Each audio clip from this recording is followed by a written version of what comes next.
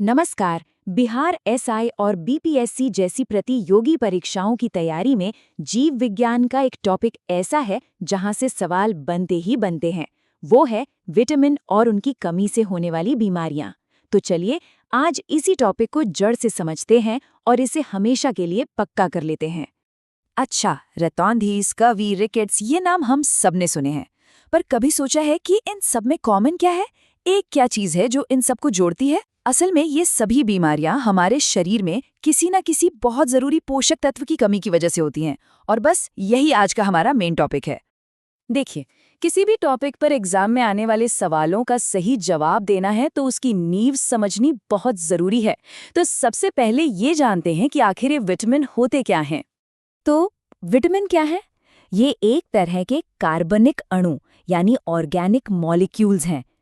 यहाँ तीन बातें पकड़नी है: कार्बनिक, आवश्यक सूक्ष्म पोषक तत्व और कम मात्रा में। कार्बनिक का मतलब है कि ये कार्बन से बने होते हैं।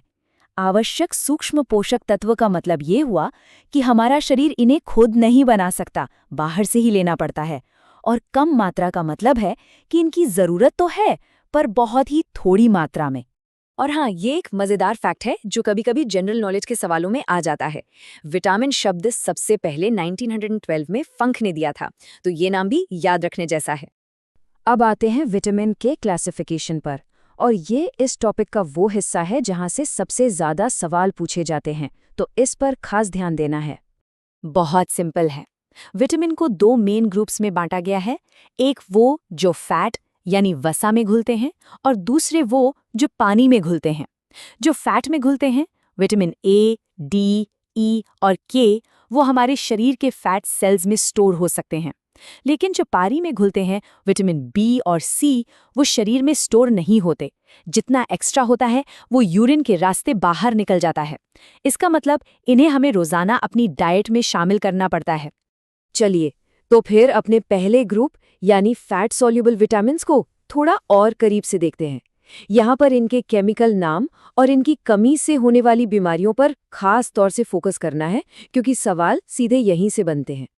ये टेबल बहुत काम की है। देखिए, विटामिन ए का केमिकल नाम है रेटिनॉल। इसे आंखों के रेटिना से जोड़कर याद रखना कितना आसान है। इसकी कमी से रतौंधी होती है। फिर है विटामिन डी यानी कैल्सिफेरॉल। ये कैल्शियम से जुड़ा है, मतलब हड्डियों के लिए जरूरी है। इसकी कमी से बच्चों में रिकेट्स हो जाता है। विटामिन ई है टोकोफेरॉल, जो फर्टिलिटी यानी प्रजनन क्षमता को प्रभावित करता है। और आखिर में विटामिन के फाइलोक्विनोन, जो खून का थक्का जमाने के लिए जरूरी है। तो इस टेबल को एक साथ देखने से सब कुछ एकदम क्लियर हो जाता है।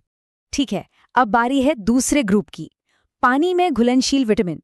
याद है ना, ये शरीर में स्टोर नहीं होते, इसलिए इनकी लगातार जरूरत पड़ती है। तो चलिए एक सीधे से सवाल से शुरू करते हैं जो एग्जाम्स का फेवरेट है। विटामिन B1 का केमिकल नाम क्या हो सकता है और इसकी कमी से कौन सी बीमारी होती है? सोचिए जरा। तो इसका जवाब है विटामिन B1, जिसे थायमिन कहते हैं, और इसकी कमी से बेरी-बेरी होता है। इसी तरह B2 यानी राइबोफ्लेविन से त्वचा फटने लगती है। B3 नियासिन की कमी से पेलाग्रा होता है। हाँ, एक बात और, बीपीएससी की प्रैक्टिस के हिसाब से ये जरूरी है कि इसकी ज्यादा डोज लिवर को नुकसान पहुंचा सकती है। और B12 साइनोकोबालामिन की कमी से एनीमिया हो जाता है। अच्छा, एक और सवाल, लेकिन इस बार लक्षणों से पहचानना है। वो कौन सा विटामिन है जिसकी कमी से स्कर्वी हो जाता है और मसूड़ों में सूजन आ जाती है? ये भी एक बहुत ही कॉमन सवाल है। बिल्कुल सही, ये है विटामिन सी, जिसका केमिकल नाम है एस्कॉर्बिक एसिड। और ये मिलता कहाँ है? आमतौर पर सभी खट्टे फलों और सब्जियों में, जैसे नींबू, संतरा, टमाटर, इन सब में। अब ये स्लाइड खास है। ये जो पूरा चार्ट है, ये सीधे लूसेंट की सामान्य ज्ञान की किताब से लिया गया है। वही किताब जो तैयारी करने वाले ज्यादातर लोग पढ़ते हैं। तो ये एक तरह से उस भरोसेमंद स्टडी मटेरियल से सीधा रेफरेंस है। इसमें लगभग सभी जरूरी विटामिन्स की जानकारी एक ही जगह पर मिल जाती है। तो चलिए, अब तक हमने जो भी सीखा है उसे एक क्विक फायर राउंड में टेस्ट करते हैं। मैं एक सवाल पूछूंगा और जवाब आने से पहले उसे मन में सोचकर तैयार रखिए। तैयार हैं? चलिए शुरू करते हैं। पहला सवाल, विटामिन डी का केमिकल नाम क्या है? फटाफट सोचिए। सही जवाब है कैल्सिफेरॉल। उम्मीद है सबने सही सोचा होगा। अगला सवाल, विटामिन B1 की कमी से कौन सी बीमारी होती है? और सही जवाब है बेरी। बहुत अच्छे।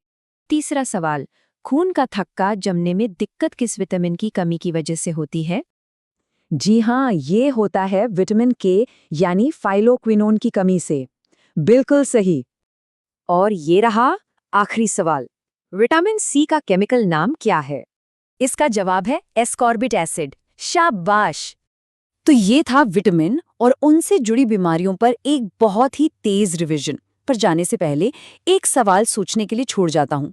हमारी आज की मॉडर्न लाइफस्टाइल में, जहाँ प्रोसेस्ड फूड इतना आम हो गया है, इन पुरानी बीमारियों में से कौन सी बीमारी आज के समय में हमारे लिए सबसे बड़ा खतरा बनकर उभर सकती है? इस पर जरूर सोचिएगा।